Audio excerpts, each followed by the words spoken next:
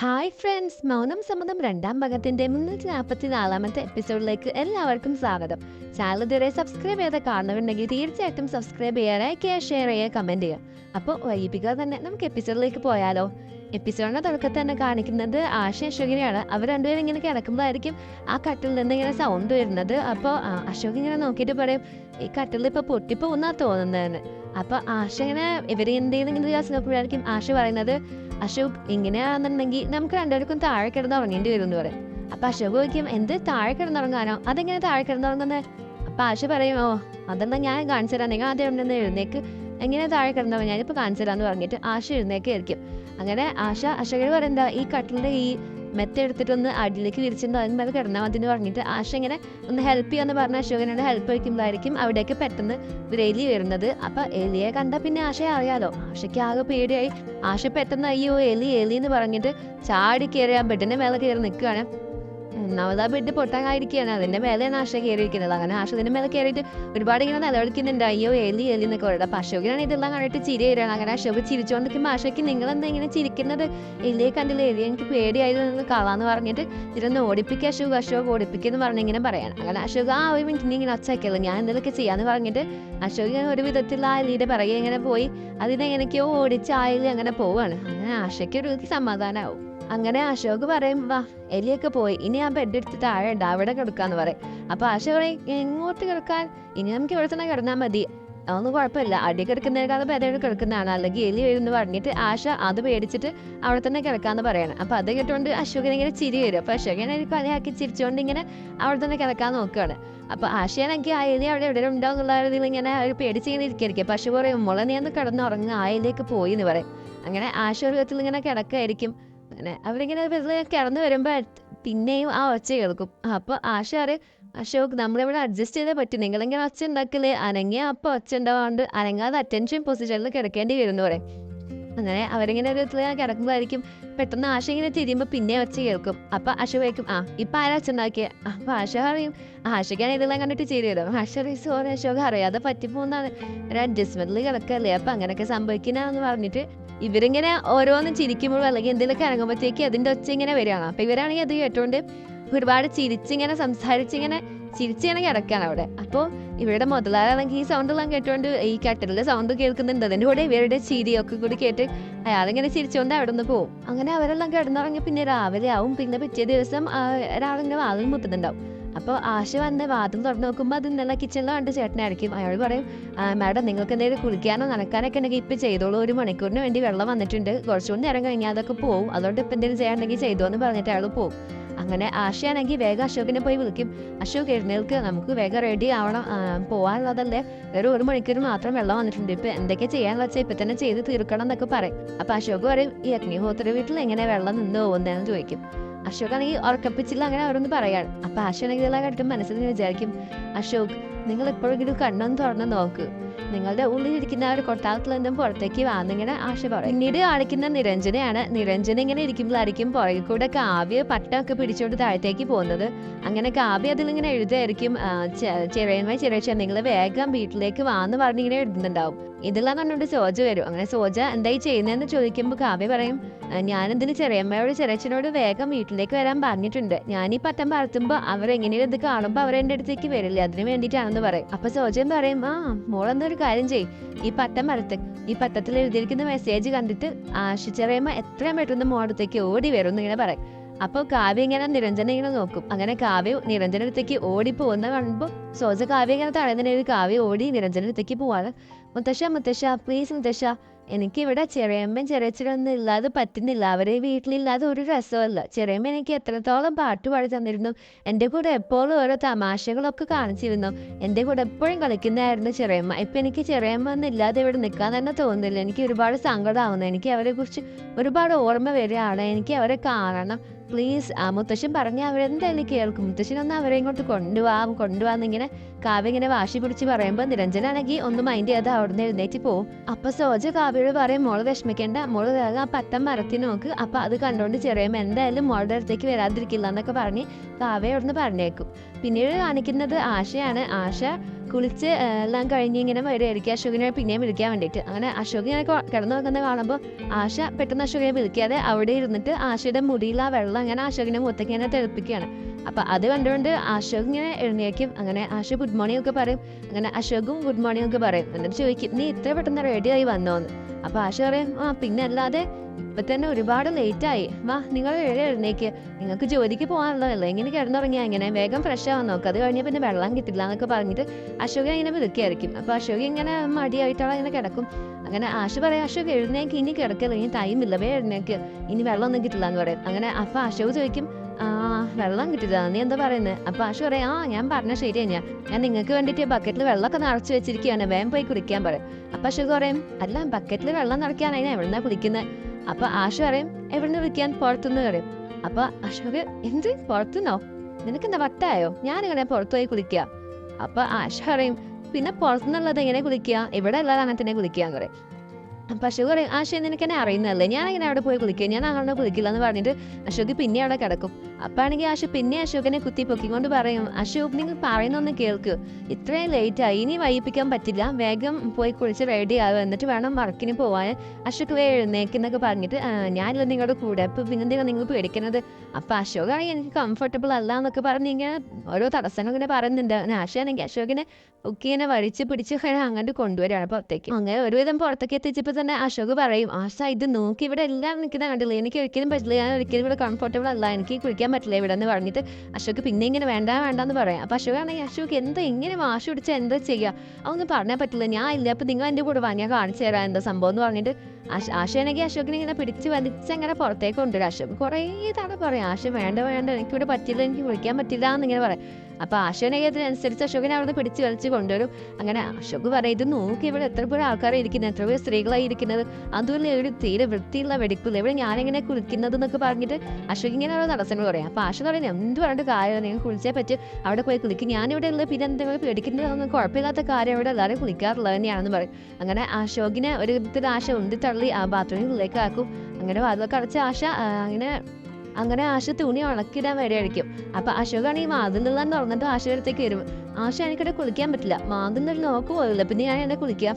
അപ്പൊ ആശ അതിനിപ്പോ എന്താ, ഞാനിവിടെ പുറത്ത് നിൽക്കുന്നില്ലേ, പിന്നെ എന്താ അപ്പൊ കുഴപ്പമൊന്നുമില്ല, നിങ്ങൾ പോയി കുളിച്ചേ. അപ്പൊ അശോക പറയും നീ ഒന്ന് പോയി, നിനക്കെന്താ വട്ടായോ, എന്ത് ഞാൻ ഇങ്ങനെ അവിടെ നോക്കുന്നുള്ളത്, പുറത്തുനിന്ന് ഒരു ബാത്റൂമിൽ കുളിക്കുന്നത് എനിക്ക് പറ്റില്ല, നീ ഒന്ന് മനസ്സിലാക്കാൻ നോക്കും, ഞാൻ കംഫർട്ടബിൾ എന്നാണ് എന്നോട് പറഞ്ഞില്ല, നീ മനസ്സിലാക്കുന്നൊക്കെ പറഞ്ഞ് അവരിങ്ങനെ വഴക്കോടി നിൽക്കുകയായിരിക്കും. അപ്പോഴാണ് ഒരു ചേച്ചി വന്നിട്ട് അവരുടെ ആ ബാത്റൂമിൽ ഇരിക്കുന്ന ആ വെള്ളം നിറച്ച് വെച്ച ബക്കറ്റ് എടുത്തോണ്ട് അങ്ങനെ ആശത കണ്ടുകൊണ്ട് അവരുടെ അടുത്തേക്ക് പോകും. നിങ്ങൾ എന്താ ചെയ്യുന്നത്, ഞാൻ നിറച്ച് വെച്ച ബക്കറ്റാണെന്ന് പറയും. അപ്പൊ അവര് പറയും അതിനെതിരെ നിങ്ങൾ പേരൊന്നും എത്തിച്ചില്ലല്ലോ, വേണമെങ്കിൽ വേറെ ബക്കറ്റിൽ പോയി വെള്ളം നിറച്ചു എന്ന് പറയും. അങ്ങനെ ആശ അവിടെ അടുത്തേക്ക് തറയ്ക്കാൻ പോകുമ്പോൾ അശോക് വേണ്ടാന്ന് പറയും. അപ്പോഴായിരിക്കും അവിടെ കുറച്ച് പേരിരുന്ന് ഇങ്ങനെ അലക്കുന്നുണ്ടാവില്ലേ വസ്ത്രം. അപ്പൊ ആശ അവരുടെ അടുത്തേക്ക് പോയിട്ട് ചേച്ചി ബക്കറ്റും തരുമെന്ന് ചോദിക്കും. അപ്പൊ അവര് ആക്കി മുളക് പറഞ്ഞിട്ട് അവര് ഒരു കുഴപ്പമില്ലാതെ ആശയ്ക്ക് ബക്കറ്റ് കൊടുക്കും. അങ്ങനെ ആശ ഹാപ്പി ആയിട്ട് ആ ബക്കറ്റിൽ ആ ബാത്റൂമിൽ കൊണ്ടുവച്ചിട്ട് അതിൽ വെള്ളം നടക്കും. അങ്ങനെ അശോകിനോട് അങ്ങനെ പറയും ഇനിയെങ്കിലും പോയി കുളിക്കാൻ നോക്കുന്നത് പറയും. അങ്ങനെ അശോക് പിന്നെയും കുറച്ച് മടിയൊക്കെ കാണിക്കുന്നുണ്ടെങ്കിലും ആശ ഉന്തിത്തള്ളി വീണ്ടും അതിന്റെ ഉള്ളിലേക്ക് വിടും. അങ്ങനെ ആശ പിന്നെയും അങ്ങനെ തുണി ഉണക്കാൻ വേണ്ടി പോകുമ്പോഴായിരിക്കും വേറൊരു സ്ത്രീ വന്നിട്ട് ആ വാതിൽ പെട്ടെന്ന് തുറക്കാൻ നിൽക്കുന്നത്. അപ്പോഴാണെങ്കിൽ അശോക് അതിനുള്ളിൽ കിടന്ന് അച്ച വെക്കും. അങ്ങനെ ആശയാണെങ്കിൽ അത് കേട്ടോണ്ട് ആശയൊക്കെ പേടിച്ചോണ്ട് ഓടി ചെല്ല് ചേച്ചി തന്റെ ഭർത്താവ് ഇവിടുന്ന് പോവെന്ന് പറയും. അപ്പം ആ ചേച്ചിയാണെങ്കിൽ അയ്യോ എന്ന് പറഞ്ഞിട്ട് ആ ചേച്ചി വേഗം അവിടെ നിന്ന് പോകും. അങ്ങനെ ആശയോട് പറയാം നിങ്ങൾ പേടിക്കേണ്ട കേട്ടോ, ഞാനാണ് ഇവിടെ ഉള്ളത്, വേറെ ആരും ഇല്ല എന്നൊക്കെ പറഞ്ഞിട്ട് ആശ ഇറങ്ങി നിൽക്കും. അപ്പോഴാണെങ്കിൽ ആശയുടെ ഡ്രസ്സ് താഴെ വീഴുമ്പോൾ ആശ പിന്നെ അത് എടുത്തു വെക്കാൻ വേണ്ടിയിട്ട് ആശ പിന്നെ അങ്ങോട്ട് പോകും. അപ്പോഴാണ് അശോക് വീണ്ടും വിളിക്കുന്നത് അത് വെള്ളം തീർന്നു എന്ന് പറഞ്ഞിട്ട്. അപ്പൊ ആശയാണെങ്കിൽ എന്താ ചെയ്തിങ്ങനെ അലയ്ക്കുമ്പോഴായിരിക്കും അശോക് ഒന്ന് വേഗം പോയി എന്തെങ്കിലും ചെയ്യുന്നിങ്ങനെ പറയും. അപ്പൊ ആശ അവിടെ നിൽക്കും, ഞാൻ എന്തെങ്കിലും നാലക്കരുത് പറഞ്ഞ് നോക്കുമ്പോഴായിരിക്കും നേരത്തെ അവരുടെ ബക്കറ്റ് മോഷ്ടിച്ചുകൊണ്ട് പോയ ചേച്ചി ആ ബക്കറ്റ് അവിടെ വെച്ചിട്ട് ഫോൺ വിളിച്ചുകൊണ്ടിരിക്കുകയായിരിക്കും. അപ്പൊ ആശ ഇങ്ങനെ മെല്ലെ പോയിട്ട് അവരറിയാതെ മെല്ലെ ആ ബക്കറ്റ് എടുത്തുകൊണ്ട് അശോകിന് വേഗം പോയി കൊടുക്കും. വേഗം ഇതുകൊണ്ട് കുഴിച്ചിട്ട് വേഗം പുറത്തിറങ്ങി അല്ലെങ്കിൽ ചേച്ചി ഇപ്പോൾ ചോദിക്കുന്നത് പറഞ്ഞിട്ട് വേഗം ആ വാതിലൊക്കെ അടച്ച് ഇങ്ങനെ നിൽക്കും. അങ്ങനെ അശോക് വേഗം ഇങ്ങനെ കുളിക്കുമ്പോഴായിരിക്കും ഈ ചേച്ചിയുടെ ഫോമിലൊക്കെ കഴിഞ്ഞിങ്ങനെ വെക്കാൻ നിൽക്കുകയായിരിക്കും. പക്ഷേ ഇങ്ങനെ അശോക് വേഗം ഒന്ന് ആ ബക്കറ്റ് വേഗം ബക്കറ്റ് കൊണ്ടോ ഇങ്ങനെ പറയും. അപ്പോഴത്തേക്ക് ആ ചേച്ചിയുടെ ഫോം വിളിച്ച് കഴിയുന്നുണ്ടാവും. കറക്റ്റ് സമയത്ത് തന്നെ അശോക് കുളിച്ച് കഴിയും. അങ്ങനെ അശോക് പുറത്തേക്ക് ഇറങ്ങുമ്പോഴത്തേക്കും ആ ചേച്ചി ചോദിക്കും അല്ല ഇവിടെ എഴുതാൻ്റെ ബക്കറ്റ് ഇവിടെ പോയി, ആരത് മോഷ്ടിച്ചത്, ആരാണെങ്കിലും മര്യാദക്കിന്റെ മുന്നിൽ വന്നെന്ന് പറഞ്ഞു, അല്ലെങ്കിൽ ഞാൻ ഇപ്പൊ കാണിച്ചു തരാം. അങ്ങനെ ആ ചേച്ചിയാണെങ്കിൽ അവിടെ മൊത്തം ഒച്ച വെച്ചോണ്ട് എല്ലാവരെയും ശ്രദ്ധ അങ്ങോട്ട് ഇങ്ങനെ ആക്കുമായിരിക്കും. അപ്പൊ ഇതെല്ലാം കണ്ടിട്ട് ആശയ്ക്കാകെ പേടിയാവും. അങ്ങനെ ആശ അശോകനെ കൊണ്ട് അവിടുന്ന് വേഗം മുങ്ങി ഒരു സ്ഥലത്തെ പോയി ഒളിച്ചിരിക്കുകയായിരിക്കും.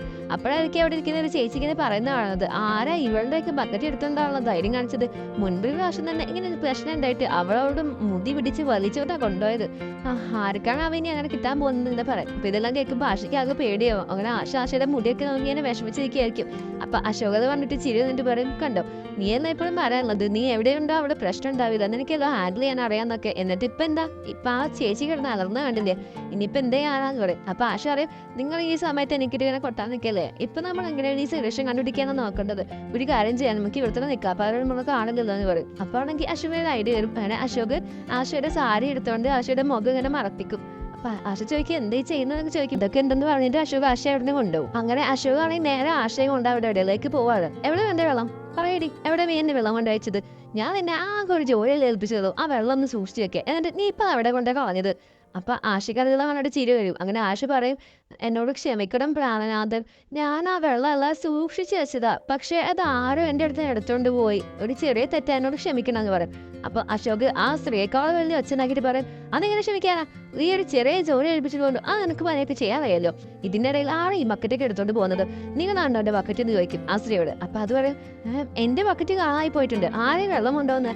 അപ്പൊ അശോക് പറയും, എന്ത് നിങ്ങളുടെ ബക്കറ്റും കാണാതെ പോയെന്നോ, വെള്ളക്കള്ളന്മാര് ആരാ ഇങ്ങനെ വെള്ളമൊക്കെ എടുത്തോണ്ട് പോകുന്നത്, എന്തായാലും നിങ്ങൾ സൂക്ഷിച്ച് നടന്നോട്ടോ, ഇവിടെ ഒരുപാട് വെള്ളം മോഷിക്കുന്ന കള്ളന്മാരുണ്ട്, എല്ലാരും നോക്കി കണ്ടൊക്കെ എന്താന്ന് പറഞ്ഞിട്ട് അശോക് ഡയലോഗ് അടിച്ചിട്ട്, വാ നിന്നെ എന്തൊരു ജോലി എടുപ്പിച്ചാൽ നടക്കില്ല എന്നൊക്കെ പറഞ്ഞിട്ട് ആശയം കൊണ്ട് ഇങ്ങനെ ആശയം വഴക്ക് പറഞ്ഞുകൊണ്ട് അവിടെ നിന്ന് ഇങ്ങനെ മെല്ലെ അവർ മുങ്ങി രക്ഷപ്പെടും.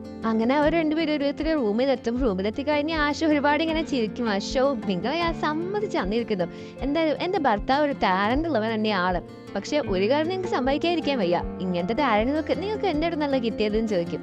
അപ്പൊ അശു പറയും, ഓ അങ്ങനെയാണോ, സത്യം പറഞ്ഞാൽ നീ അല്ലേടി ആ ബക്കറ്റ് അവിടെ നിന്ന് മോഷ്ടിച്ചോണ്ട് വന്നത് അല്ലേ അല്ലേന്ന് ഞാൻ ചോദിക്കും. അപ്പൊ ആശയ്ക്കാണെങ്കിൽ ചിരി എന്നിട്ട്, ആ ശരിയാണ്, പക്ഷെ ഞാൻ എന്തിനാ അങ്ങനെ ചെയ്തത്, പ്രണയത്തിൽ ഇങ്ങനെ ചെയ്യുന്നതൊന്നും തെറ്റുന്നില്ല, ഞാൻ നിങ്ങൾ ഒരുപാട് സ്നേഹിക്കുന്നു, അതുകൊണ്ട് നിങ്ങൾക്ക് വേണ്ടി അങ്ങനെ ചെയ്തെന്നല്ലേ, അതല്ല നിങ്ങൾ ഈ മുഖത്തുള്ള സോപ്പ് തേച്ച് ഇങ്ങനെ ഒരുപാട് ബുദ്ധിമുട്ട് നിൽക്കുന്ന കണ്ടപ്പോ പിന്നെ അതല്ല ഞാൻ എന്ത് ചെയ്യാനാ എന്നൊക്കെ പറഞ്ഞ് അശോകിനെ ഇങ്ങനെ സോപ്പിടും. അപ്പൊ അശോക് പറയും, എന്തൊക്കെയായാലും thank you so much Asha, നീ എന്റെ ലൈഫിലേക്ക് വന്നേന്, I love you so much എന്നൊക്കെ പറയും. അപ്പൊ ആശി പറയും, താങ്ക് യു എനിക്ക് എന്റെ ദൈവത്തോടാണ് പറയാനുള്ളത്, ദൈവമാണ് എനിക്ക് നിങ്ങൾ എന്റെ മുന്നിലേക്ക് അയച്ചു തന്നത്, ഞാനിപ്പോ ഒരുപാട് ഹാപ്പിയാണ് എന്നൊക്കെ പറയും. അപ്പൊ അശോകനെ പറയും, അതല്ല ആശയം എനിക്ക് ഇവിടുന്ന് ഇങ്ങനെ എല്ലാ പ്രോബ്ലത്തിനും എത്ര സിമ്പിൾ ആയിട്ടല്ല സോൾവ് ചെയ്യാൻ പറ്റുന്നതൊക്കെ പറയും. അപ്പൊ ആശ പറയും, അതെങ്ങനെ കഴിയാതിരിക്കും, നിങ്ങൾ എൻ്റെ കൂടെ അല്ലേ, നിങ്ങൾ എൻ്റെ കൂടെ ഉണ്ടാകുമ്പോൾ എനിക്ക് എല്ലാ പ്രശ്നത്തെയും സിമ്പിളായിട്ട് ഹാൻഡിൽ ചെയ്യാൻ പറ്റും, അതല്ല നിങ്ങളുടെ പ്രാണനാഥനാണ് നിങ്ങൾ, ഞാൻ അങ്ങനെ ഇങ്ങനെ എന്നൊക്കെ പറഞ്ഞു ആശ ഇങ്ങനെ അശോകിനെ പറയാം. അപ്പൊ അശോക് പറയും, ആ മതി ഇന്നത്തേക്ക് ഇത്ര മതി, ഇതന്നെ ധാരാളമാണെന്ന് പറയും. അങ്ങനെ അവരുണ്ടവരും ഇങ്ങനെ ചിരിച്ചുകൊണ്ട് ആശ ഇങ്ങനെ അശോകനെ ഹഗ് ചെയ്യും. അങ്ങനെ അവരിങ്ങനെ അഗ്ഗിലാണ് നിൽക്കുന്നത് ഇങ്ങനെ കാണിക്കും. പിന്നീട് കാണിക്കുന്നത് കാലിന്റെയാണ്. കാലിന്തി ഇങ്ങനെ ഫുഡ് കഴിക്കാൻ വേണ്ടി വിളിക്കായിരിക്കും അജുനെ. അങ്ങനെ അജു ഇപ്പൊ വന്ന് ഇങ്ങനെ കാലിന്തി ഫുഡൊക്കെ വിളമ്പി കൊടുക്കും. അപ്പൊ അവധൂത എവിടെ നിന്നൊക്കെ ചോദിക്കും. അവര് ഓഫീസിലേക്ക് പോയിരിക്കുകയെന്ന്, അത്യാവശ്യമായിട്ട് ജോലിയുണ്ട്, അപ്പൊ അവർ അവിടെ നിന്ന് ഓഫീസിൽ നിന്ന് ഫുഡ് അയച്ചോളാം എന്നാണ് പറഞ്ഞതെന്നൊക്കെ പറഞ്ഞ് അവരിങ്ങനെ ഫുഡ് കഴിക്കായിരിക്കും. അപ്പോഴാണ് അങ്ങോട്ട് പെട്ടെന്ന് അൻകുഷ് ചെയ്യുന്നത്. അൻകുഷിനെ ഭയങ്കര ഹാപ്പി ആയിട്ട് വന്ന് അവരുടെ കൂടെ ഇങ്ങനെ ഇരുന്ന് ഫുഡ് കഴിക്കാനിരിക്കായിരിക്കും. അപ്പൊ അവരുടെ കൂടെ ഇരിക്കുന്ന കാണുമ്പോൾ അവരിങ്ങനെ അത്ഭുതത്തോടെ ഇങ്ങനെ നോക്കും. അപ്പൊ അൻകുഷ് ചോദിക്കും, എന്ത് പറ്റി, ഞാനിപ്പോ ഇതൊക്കെ പ്രശ്നം ഉണ്ടാക്കാതിരുന്നാലും നിങ്ങൾക്ക് കുഴപ്പമാണോ, എന്ത് ചെയ്യാനാ കാലന്തി, നീ എനിക്ക് എങ്ങനെയാണല്ലോ ഫുൾ ചിന്തിക്കുന്നത്, അതൊക്കെ വിട്, എന്തായാലും ഞാനിപ്പോ നന്നാവാൻ തീരുമാനിച്ചിരിക്കാം. അല്ല അതെന്താ ഉണ്ടാക്കിയിരിക്കുന്നത്, അത് എടുത്ത് തന്നെ പറഞ്ഞിട്ട് അൻകുഷ് അഡിഷൊക്കെ ചോദിക്കും. അങ്ങനെ കാലത്തി ഉണ്ടാക്കിയ ഫുഡൊക്കെ അൻകുഷ് ഭയങ്കര സന്തോഷത്തോടെ ഇരുന്ന് ഇങ്ങനെ കഴിക്കുമ്പോൾ വാ നല്ല രസമുണ്ട് എന്നൊക്കെ ഇങ്ങനെ പറഞ്ഞു ഭയങ്കര ആസ്വദിച്ച് കഴിക്കും. അല്ല നിങ്ങളെന്തെങ്കിലും നോക്കിയിരിക്കുന്നത്, ഞാൻ പറഞ്ഞ ശരി തന്നെയാ, ഞാനിവർ നന്നാവാൻ പോവാ, നീയല്ലേ പറഞ്ഞത്, എനിക്ക് നേരായ ഭാഷ മനസ്സിലാവില്ല എന്നൊക്കെ, അതുകൊണ്ട് ഞാനങ്ങ് നന്നാവാൻ തീരുമാനിച്ചു. അല്ല അജു എന്താ ഞാൻ നോക്കിയിരിക്കുന്ന, അത് കഴിക്കും, എന്റെ വേണമെങ്കിൽ കുറച്ചുകൂടി കൂടുതൽ ഇട്ടാന്നൊക്കെ പറഞ്ഞിട്ട് അജുവിനെ ഇങ്ങനെ സെർവ് ചെയ്യുന്നൊക്കെ ഉണ്ട് ഫുഡ്. അതിനുശേഷം അൻകുഷ് ഒരുപാട് ഹാപ്പി ആയിട്ട് ഇങ്ങനെ ഫുഡൊക്കെ ഇങ്ങനെ എൻജോയ് ചെയ്ത് ഇങ്ങനെ കഴിക്കുകയാണ്.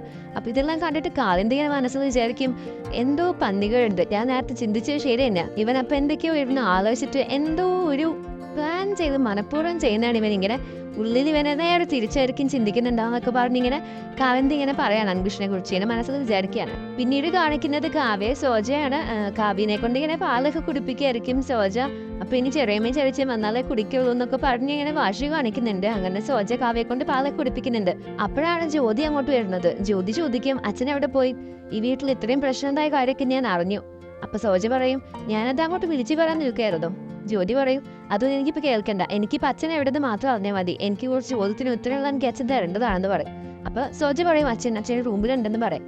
അങ്ങനെ ജ്യോതി ഒരുപാട് ദേഷ്യത്തിൽ അച്ഛൻ്റെ അടുത്തേക്ക് പോവാണ്.